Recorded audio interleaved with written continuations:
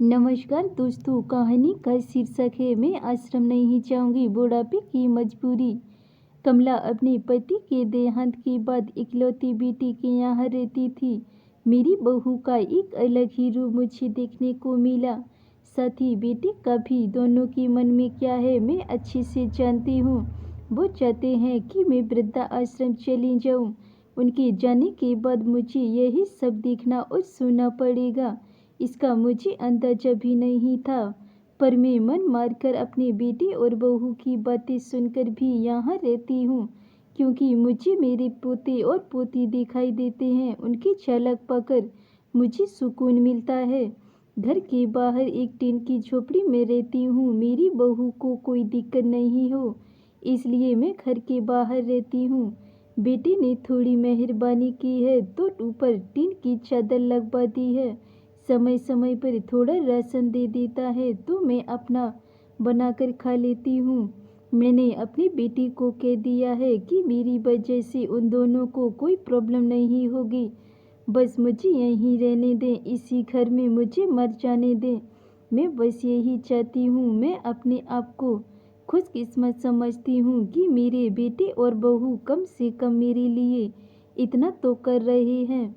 मेरा बेटा सुबह 9 बजे नौकरी जाता है और बच्चे भी उसी समय स्कूल जाते हैं। फिर शाम को 6 बजे मेरा बेटा वापस आता है।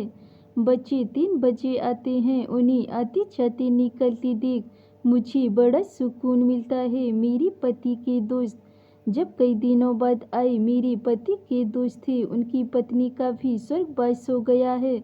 उस समय पर वो हमारे घर पर आया करते थे। उनसे हमारी अच्छी रिश्ते थे। उनका हमारे घर से थोड़ी दूरी पर था। पैरों में समस्या हो गई थी, ठीक से चल भी नहीं पाते थे। वो बड़े दिनों बाद मेरे यहाँ आए थे। मुझे उन्हें देखकर अच्छा लगा। उनका हाल भी मेरी तरह ही था। बच्चे अब उनसे भी परेशान थे। आकर मेरे पास अपना दुखड़ा रोते थे और उन दिनों को याद करते थे। बुढ़ापा हम जैसों को रुलाता बहुत है। उनकी पत्नी का स्वर्गवास हो गया था। अब उन्हें चलने उठने में समस्या थी, इसलिए वो तो अपना खाना भी नहीं बना पाते थे। मेरे पास आए तो मैं समझ गई कि यह इतनी मुसीबत में चलकर पुराने दोस्तों के यहाँ चाय और खाने की चाह में ही जाते होंगे। उनकी भी अपनी मजबूरी थी। वो आए तो मैंने उनके लिए खाना बनाया और उन्हें खिलाया। मना कर रहे थे, नहीं खाया, लेकिन मुझे पता था कि उनको भूख लगी है। बहू ने खाना नहीं दिया। मेरी बहू ने मुझे और उन्हें खाना खाते देख लिया। वो कुछ भी ना बोली।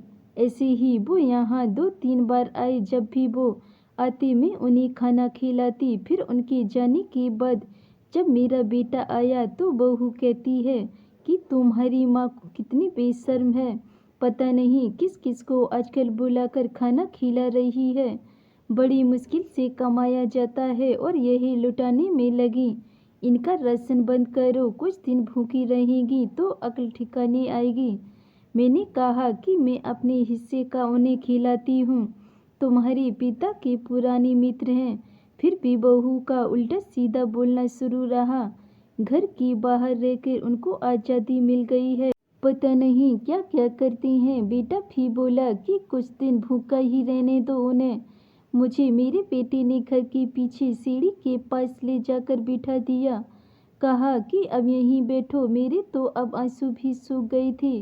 अगले दिन मुझे खाना नहीं मिला। मेरे टीन के उस छोटे से कमरे को बहू ने तोड़ दिया। अब मुझे लगा कि अब मैं गलत कर रही हूँ। एक दिन भूखा रहने के बाद मैंने सोचा कि मैं गलत कर रही हूँ। मुझे अब अपने बेटे के यहाँ नहीं रहना चाहिए और शायद गलती भी मेरी ही है।